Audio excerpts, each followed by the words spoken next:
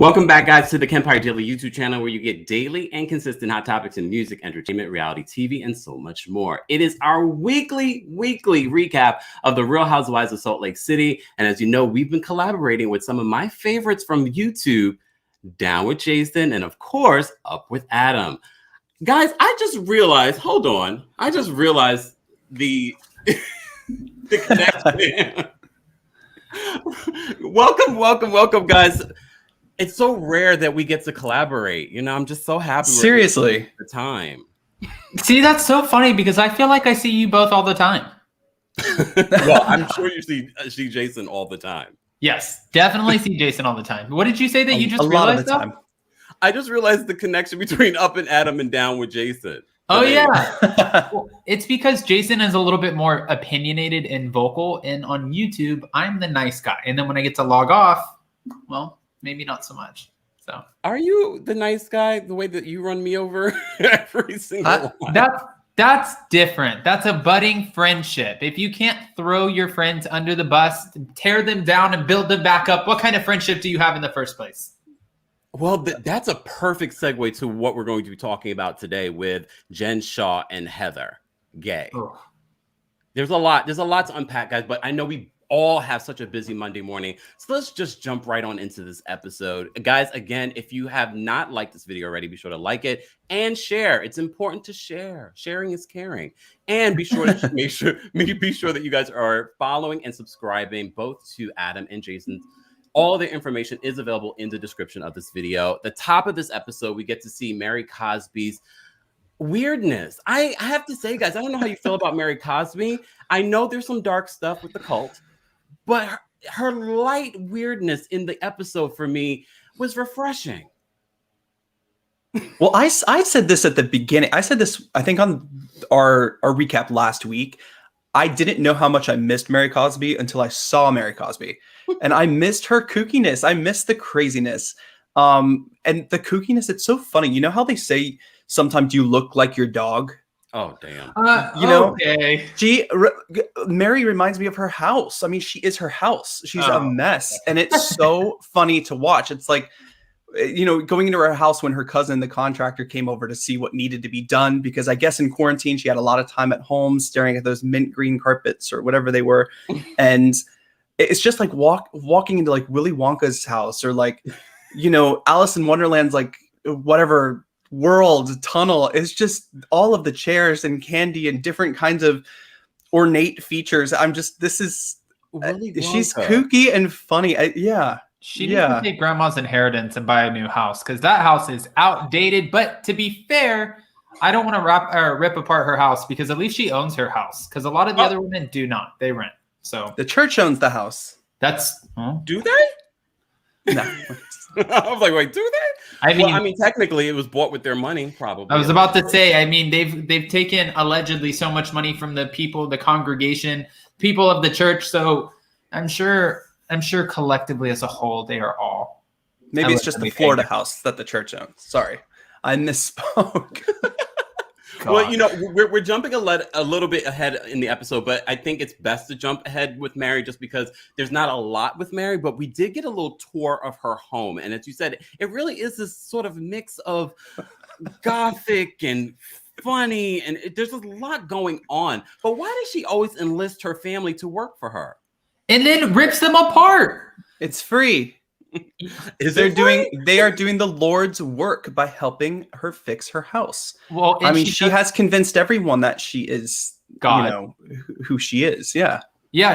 I mean, I could already see this. I see this already, where she would be like, guys, as God, I'm telling you that I want my fireplace to be fixed. I want new marble. So I need you guys to come and do God's work and fix this fireplace. I'm like, this woman, I'm done with Mary Cosby. And I'm not surprised at the fact that we're not seeing a whole lot of her, because last season we didn't see a whole lot of her. I feel like her kind of claim, and the reason that they are bringing her back is, one, they want to do a deep dive. The network wants to do a deep dive into these cult allegations. And two, she really is the only one who's not afraid to challenge Jen Shah and the rest of the women and be like, yeah, I said it. I don't care. The rest of the women. Listen, Adam, Mary's just on hold.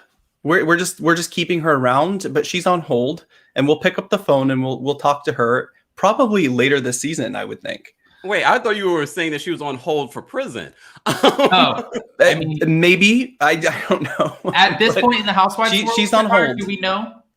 This is true. This is true. Speaking of Housewives world, I don't know if you guys just saw that. I just posted a new video talking about Jen Shah getting her own sort of housewife and hustler documentary, possibly.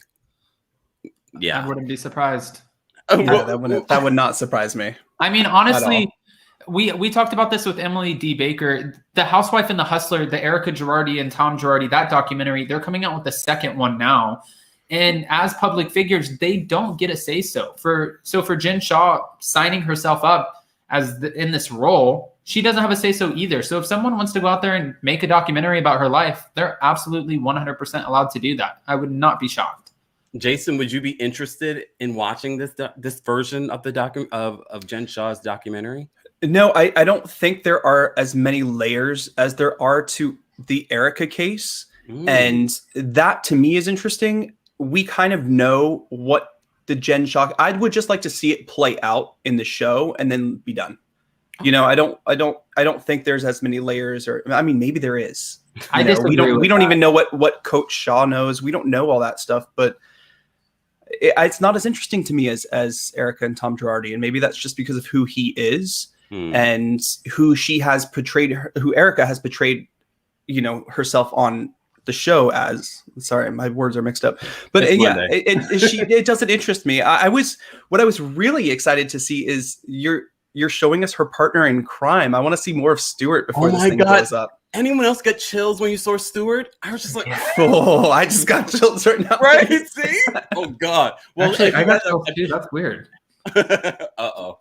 But no, I mean, I disagree with Jason on the documentary because Erica's case is not, well, her being sued and Tom Girardi, none of this is considered criminal yet. We're waiting to see if any of the tax stuff comes up as criminal. But as of right now for Jen Shah, this is a criminal case. And like Emily said before, she was called out about this and she was told, you're doing X, Y, and Z, and this is wrong. These are bad business practices. And she found a way around that to continue doing and participating allegedly in these business practices.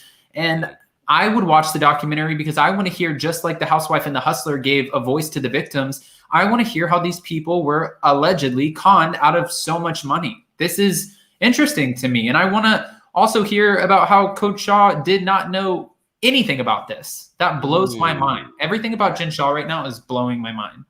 Well, from what we're hearing, they're interviewing people close to the situation. So don't be surprised if you see Jen Shah, because I just feel like Jen Shah has this sick feeling that she would like the fact that a documentary is being made about her. I agree with that. It's that weird kind of I will do anything to be famous kind of vibe. Like it's almost like, I don't want to compare her to a serial killer, but you know how like serial killers, like they go out there and they leave notes. Like we've seen the Zodiac killer and we've seen other people where they leave notes and they want the press to write about it. So they send messages to the news and then they bring them up and they're like, they get their socks off on just knowing that people know what's going on with them. I feel like Jen Shah, this is a very cotton candy version of that, because I'm not comparing her to a serial killer at all. But I feel like she also likes any attention or publicity that she can get. It's this weird, sick-minded, like, I don't understand it. Did you guys notice, though, you know, very similar to what we got in Real Housewives of Beverly Hills, we have this first image of being in Erica's closet, and now we're in Jen's closet. It's like this crazy foreshadowing connection.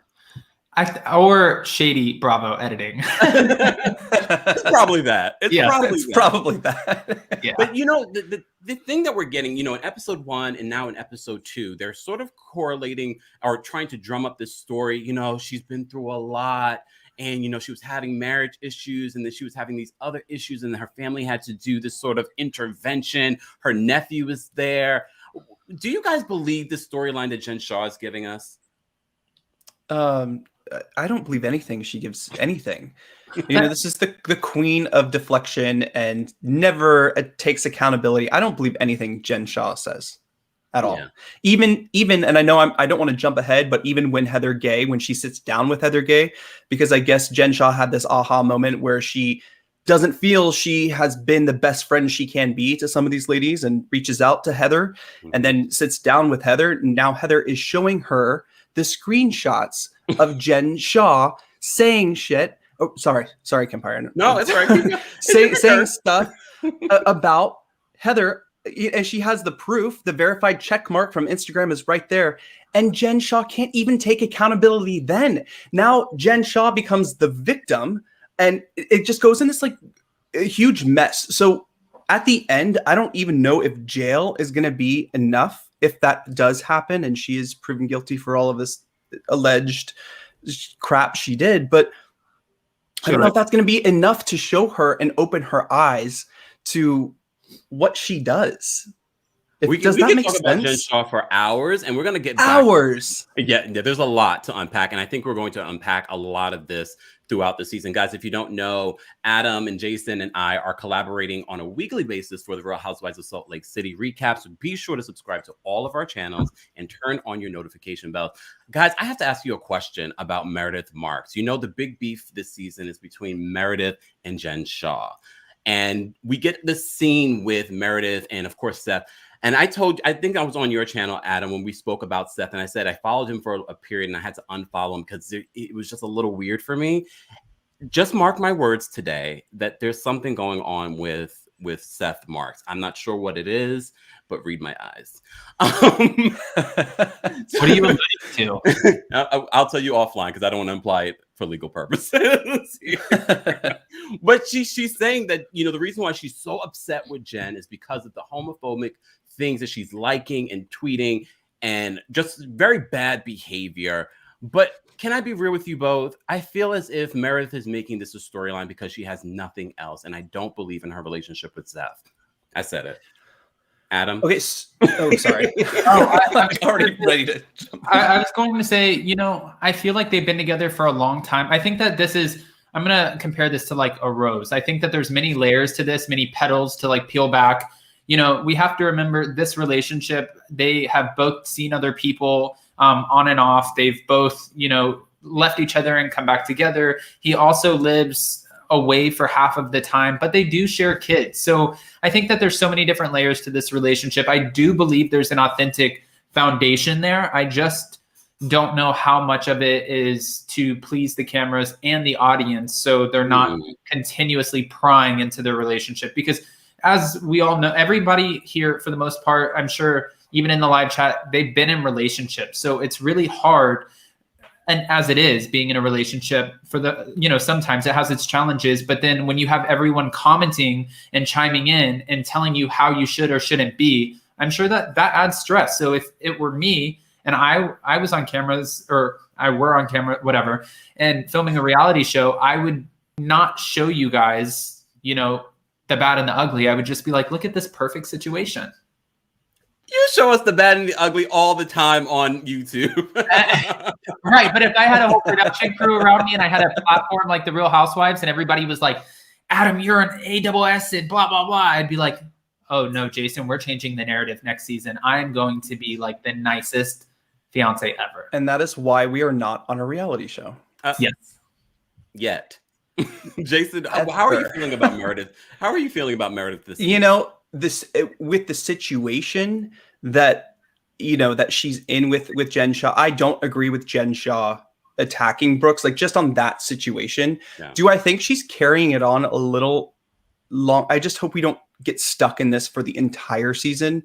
You know, like I'm pretty sure we are, because I don't know. What did you think about this episode? Was it like a zinger for you, like 1 to 10? Because for me, it was kind of like and I know we just had the premiere last week, so it was up and down. How would you guys rate it? I'll start with Adam. I'm going to give this one a 5. It was a little sleepy for me. And, you know, Mary Cosby wasn't bringing it for me. Whitney, I love her. I'm waiting to see more. Lisa Barlow, I'm always on the fence with. It goes back to Jen Shaw and her chaoticness. That's what makes me excited to watch the show. So honestly, you know, God forbid something actually happens to her and she is sentenced and found guilty. If that does happen, I'll miss her presence on the show because she is, you know, and it's like, what the hell just happened? Where did that come from? And I know we're going to get into the Heather Gay stuff too, but it just goes to show you she's all over the place. But that's what we watch for. Jason, how would you rate it? I'm also gonna have to go with a 5. And you know that I'm a big proponent for the show. You know, when they announced Salt Lake City, you know, I grew up Mormon. I grew up around Salt Lake, not in Salt Lake. I grew up in DC, but you know, my cousins and family live there, and I'm just thinking, wow, this is gonna be a great franchise. Salt Lake City is incredibly diverse. You know, they have a huge LGBTQIA community. Really? It's very impressive. Adam can tell you when we were there, it was very impressive. Yeah. And they have pride flags everywhere. Everywhere. Really? And yes. And so I was really excited. And the first season, I'm just stuck on these women acting like these caricatures of other housewives I think they were trying to portray. And towards the end of last season, we got to know them a little better. So I was kind of all geared up to see the ladies this season, you know, now and coming in so strong. But I don't know, if you take out the Jen Shah situation, how good is the show? And that's the question I'm asking myself right now. And I think a lot of people, even if you look at last week's ratings of the episode, it didn't make over 1 million. It was like 800 and something thousand viewers in that demographic. It's a slow start, but we have to remember too, this is only their second season. The same thing happened with Potomac. Potomac really wasn't, you know, pulling in viewers until maybe like the 4th season. So we have to keep that in mind. And it's always great to get an understanding of what's going on in Salt Lake City, because I had no idea at all. But since we're talking about the housewives there, Jenny, the newest housewife, gets to meet the other Jen. Adam, what was your thoughts? First of all, I'm loving Jenny this season. I don't know how you're feeling. I think she's a breath of fresh air, and I can't wait to see her, you know, chaotic side, because we know that's coming. I like her. I like Jenny Wynn so far. I like what her family adds to the show. I like her kids and their sassy little commentary. I think that they're hilarious. They're funny. And she's my favorite. She's my favorite too. And the family, they are made for reality TV because you can tell they're so comfortable with the cameras. And not a lot of families can do that. I think it's important to get in there when the kids are young, because as young kids, like, here's a good analogy for you. Like when you're young, I used to jump off the boat in the middle of the ocean and be like, I don't care if there's sharks. And now as an adult, I'm like, oh shit, no, I'm not getting in that water. And for cameras, as a kid, you're like, it's camera, wee. And now I would be like, get that out of my face. So I just think that this is such a good age to catch them. I'm here for them. I love them. I can't wait to see more. Honestly, I think it was great casting. What do you think about her in her first interaction with Jen Shah? I thought she did good. Jen Shah, again, had another abrupt moment where she's kind of getting in her feelings and getting emotional. And Jenny's just looking across the table like, what the hell did I just sign up for? So I think, you know, for me, it was Jenny's look to Jen Shah when Jen blamed Brooks for starting the whole thing in the first place by mentioning her vagina. I'm like, how old are you? And you could see the look from Jenny too. And it's just, again, queen of deflection. It's not her fault. She's the victim. It's always someone else. I'm getting sick of that too. And I think Jenny might call it out. I hope Jenny will call it out. I hope so too. And are you enjoying Jenny so far this season? It's only episode 2, but you know. I love her. This is, yeah, she's great. I mean, it's, you know, 2 episodes in, but I really, really love her. And more importantly, I love her family and her family dynamic, like what we just spoke about. But it's fun to watch. You know, no one else really has that. I think Heather tries to have that family dynamic with her kids. It's just, you can tell it's just for the cameras. Right. Really? Yeah. I always thought her relationship with her daughter, I enjoyed seeing her interaction, the conversations that Heather was having with her daughters, but you feel like it was put on for the cameras. Well, yeah, no, I enjoyed the conversations and what but I'm pretty sure it's like, okay, when we turn the cameras on, we're talking about this today. Whereas like you could probably just put a camera in Jenny's house and it would just flow. Honestly, and I like to see that. Jenny's probably one of the first time, and I'm just having this inclination now, I could possibly see a show with just Jenny and her family. Completely. Okay, you guys are jumping the gun here. No, she has the story. You have the family. She has the story, the story of her background and her resilience getting here and things she's been through. That is refreshing, especially in today's climate. It's nice to see that. You know, we're not talking about Erica and Jen Shaw. It's nice to see someone who comes in with like, I'm a powerhouse. I've been through it. You know, we learned a couple of new things about her this week. She was a wedding singer, but she also owned medical clinics. Like she owned multiple medical clinics and gave that up for her family. I guess her storyline this season is about having another kid, but she doesn't want to have one. I thought of you guys. I don't know why you thought of us because there's no kids over here. But no, I think her story is fascinating, especially because she's a hard worker. She's a businesswoman and she's also family orientated, whatever. It's Monday, guys. Sorry, stick with me. No, I'm really digging her so far. I still think it's too soon to tell because we've been excited before in the past about different housewives on different franchises. And then we get into episode 5 or 6 and we're like, damn, where did you drop the ball? So while I'm excited, I need more before. That was Jen Shaw for me last season. Really?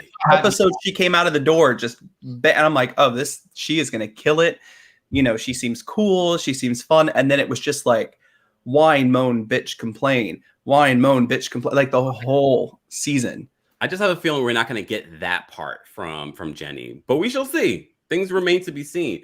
But we have to talk about your friend, Jason. This moment. Okay. I guess her storyline this season is relationships, sex issues with her husband. We're getting to see a little bit more from Whitney this season in regards to her family life, as opposed to what's going on with her dad, which I can appreciate. And maybe that's the effort that she's making this season. But how did you guys feel? Jason, I'll start with you because this is your bestie. I just wanted it to stop. You know, like, can you just be interesting without doing all that?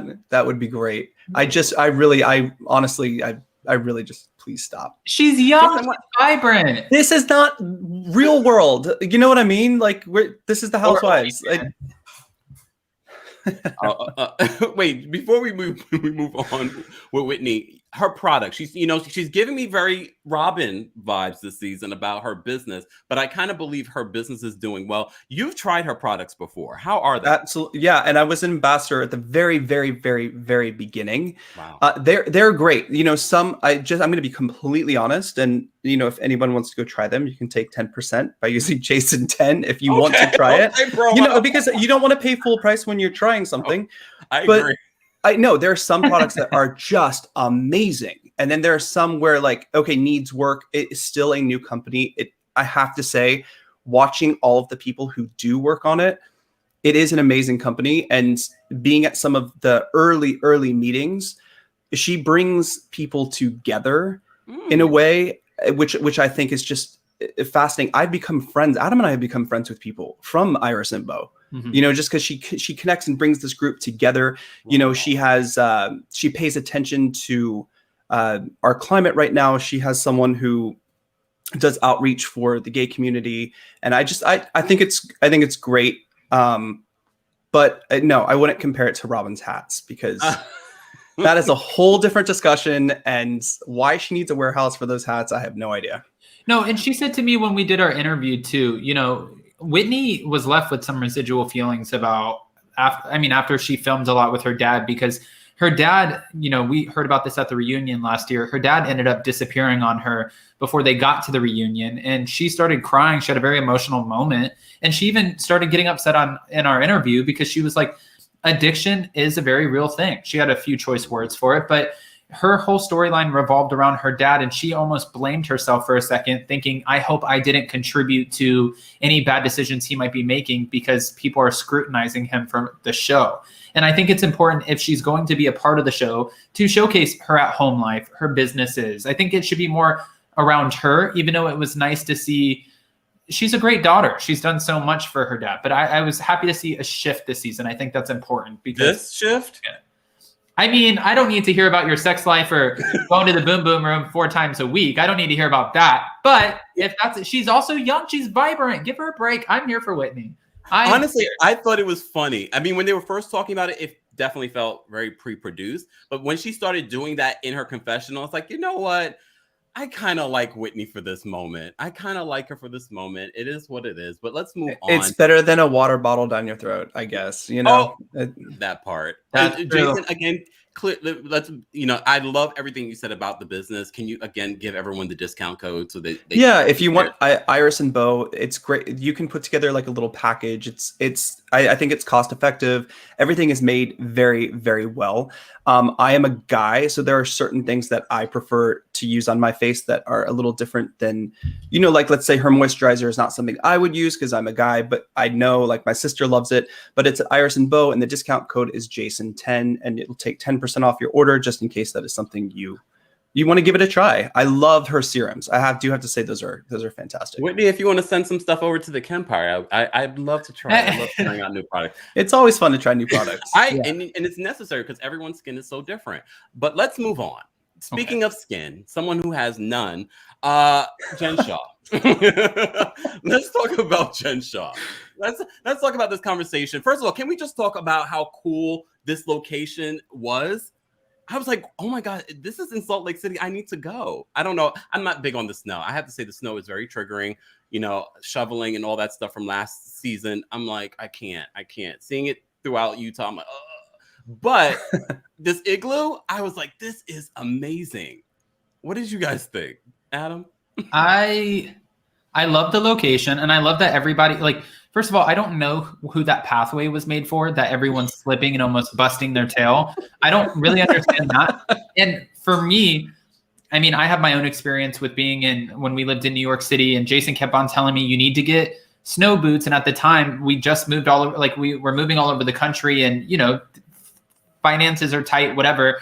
I was like, I'm not going to spend $200 on snow boots. So I would slip and slide all over the place and try walking through Central Park just so I didn't have to walk on the side. It was terrible. Why do you need to spend $200 on snow boots? That's my question. Because I didn't want the ugly ones. If I was going to get them, I wanted the nice ones. So I mean, I don't know. I'm weird. Anyways, getting back to it, I love the location, but the conversation really pissed me off only because she's showing you in your face comments that you made with a blue verified check mark. Now, if I had a blue verified check mark and Jason came to you and said, Kempire, look what Adam's saying about you, and sticks the phone right in your face, and you see these messages are clearly from me, it's like I'm giving you the proof, and Jen Shah still has a way of deflecting it. She's like, you're going to believe everything somebody tells you? It's like, no, girl, you called her a sea mammal. You called her Shrek. You called her an ogre. You compared her to a manatee. You called her a racist?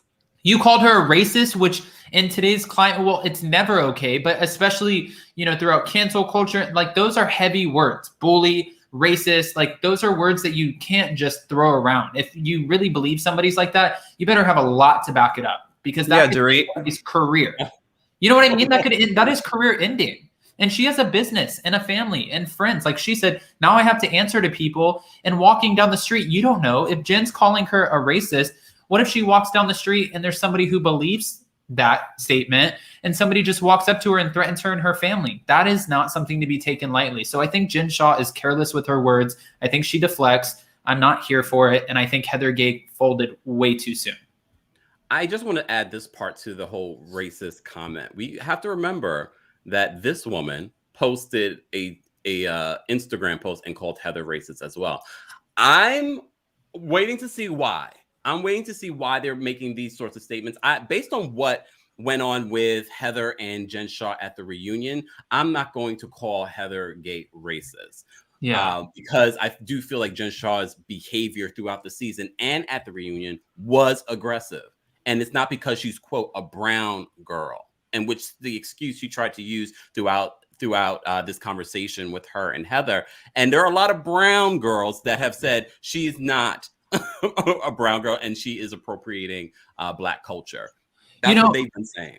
There were multiple cast members fired from Vanderpump Rules because there were tweets that resurfaced that were absolutely racist. And I think it's important, if you're going to make that statement or that claim, then show us the receipt. Like, why are you calling this person or labeling them as this? What proof do you have? It's the same thing, the same feeling that I have like on Real Housewives of New Jersey, when everyone's saying Jackie's husband is cheating on her. Where are the receipts? Because when I see them, I'll switch my mindset on it. But as of right now, from season 1, we saw Heather Gay was navigating, dating and trying to get back out there. And she was very vocal about the fact that she wanted to date a beautiful Black man. She did not want to date a white guy. So that already tells me she's not racist. But I mean, it gives me the idea. It gives me the idea, okay? Yeah. No, I mean, look, we don't know for sure, but I do have to, and part of the reason why I brought it up was because we did have another castmate saying the same thing about her. I don't know if Heather Gay is racist or not, but it will be interesting to see this all play out. Heather is still one of my favorites. She was one of those people no one knew would become a favorite from this particular city. But even in this episode, we got a lot of really fun moments with Heather, but we shall see. And we could do a deep dive later on the season. Guys, if you're just joining us, let's make sure you're liking the video if you haven't already, and make sure that you subscribe to both Up and Adam and Down with Jason. All the information, including their socials, are included in the description of this video. Guys, the rest of this conversation with Jen Shah and Heather, she was caught out there in a lie. Didn't she admit to reposting that one of the accusations that Heather had against her, Jason? Oh, yes. But it doesn't matter because it's Jen Shah, and when the heat gets too hot, she deflects into she is a victim, and this is why. And then she goes into the most ridiculous things. I mean, I'm not going to take anything away from her, but she's like when it reminds me of like when like a child is like, when I was like 2, this happened to me, and then when I was 3, this happened to me. Don't you know about me? And it's like, but we're not talking about that. We're talking about your actions, what you should be taking accountability for, and why can't you just say sorry? Why is it so hard to be like, yeah, that was pretty shitty, I apologize.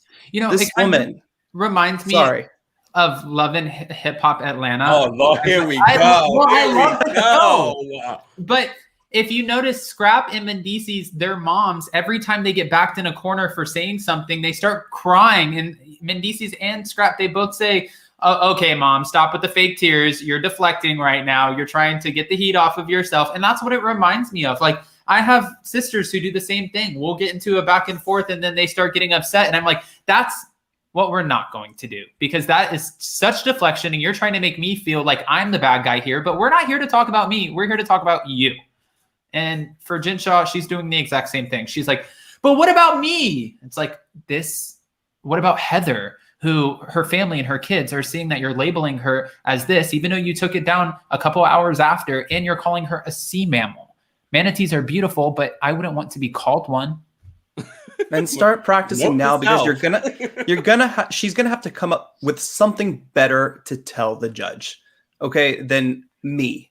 What about me? I don't know. What about the people you allegedly stole from? So I don't know. She needs some kind of accountability. And you know what? Jail might be the only thing that helps her understand that. I didn't say that. Wow. Okay. I wouldn't wish that on my worst enemy, but. Whoa. Guys, first of all, I love such strong opinions when it comes to Jen Shah. Guys, don't forget to like this video. You already have over 200 something people watching the video. Be sure to like the video if you haven't already, and follow Down with Jason and Up with Adam live. I can't believe I just got that. Look, it's been a busy time. Guys, I want to know your thoughts on what we're going to get next week. Adam, what are you excited about next week's episode? I'm excited to see the stories continue to unfold. One of the things that we have to remember when it came to Beverly Hills, we had about 1, 2, maybe 3 episodes before the scandal started kind of unfolding before our eyes. And we've all been following this. I know anyone who's making the videos on it. When these headlines came out, we were all like, what? And then we wanted to see that moment when Jen got arrested, what actually happened. There were so many details. So for me, I want to see exactly how this is going to continue to play out and how Jen handles herself, because again, I wouldn't wish this on my worst enemy. I feel like she's already erratic. We saw that from last season where she pops off every episode. That's kind of her thing. That's what we know her for now. But that was before she had 7 to 10 years in prison, hanging over her head, not being able to see her kids, not being able to see her husband. This is going to create a Jen Shah monster, and rightfully so. I mean, this is not something that I think anybody could handle well. Nobody, like, that's terrifying. So I'm just interested in seeing what happens. What about you, Jason? It's going to get better than this week, that's for sure. So I'm looking forward to the next episode. I want to see where the conflict between Lisa and Mary comes from and how that gets started. I know we see a member, is it someone from her church or a family member of Mary sit down and talk to Lisa? I'm excited to see where that's going to go too, just so we have some other stories happening. I don't just like focusing on one thing, even though it's very interesting what's happening with Jen Shah and we want to see like what happens, just like Erica on the Housewives of Beverly Hills. I just want to see some other stuff too. You know, we can't have one thing carry the season. So I'm excited to see a little bit more of the Mary and Lisa thing. And I just want to see more of Jenny. That's all. Me too. Before we go, guys, I just want to say thank you to Queen for the super chat. Queen says, I forgot to imply the new lady. Does she know that lying on your USCIS application is completely illegal? I hope ICE don't come for her and her parents. Oh my God. There's been some interesting things coming out about Jenny and her stories. We're going to keep following. We're going to keep following. Guys, I love it. Don't forget, guys, we are doing a weekly collaboration recapping the Real Housewives of Salt Lake City on each of our channels. So be sure to subscribe, hit the notification on all channels so you never miss out on any of that. And be sure to follow Adam and Jason on their social media. Guys, before I let you go, though, anything that you want to tell people that you're working on or what's coming up, or tell them a little bit more about your channels? Jason? Oh, well, please come subscribe to me. I'm new. I like to do a little more of like opinion commentary, talk to people, but we're doing a lot of different things too. We cover a lot of royal news. I have some really exciting guests coming up who are royal insiders and big royal bloggers. And that's really fun for me because I'm just so into that. But yeah, we cover a little bit of everything, especially reality TV. So come over and give me a like or subscribe if you want. Jason has me hooked on the royal scandals now. Now I'm like watching him do these, and I'm asking him about the crown and how much of this is real, and Harry and Meghan. I'm like, they did what? Wait, how much did they get for that? Wait, they paid what? And I'm like, oh, this is a lot. There's a lot that goes on behind the scenes. So it's kind of like real life reality TV, I guess. But for those of you who are watching, if you guys are interested, and obviously you are because we're here talking about Salt Lake City, I cover everything Bravo and reality TV. And as things come out, of course, just like Kempire, we are always picking up on them and making videos. You guys can follow me at Up and Adam. And today we are going live at 12:15 p.m. Eastern Standard Time to talk about Potomac and the husbander that never was. Boom. Damn. Queen, she needs a momager.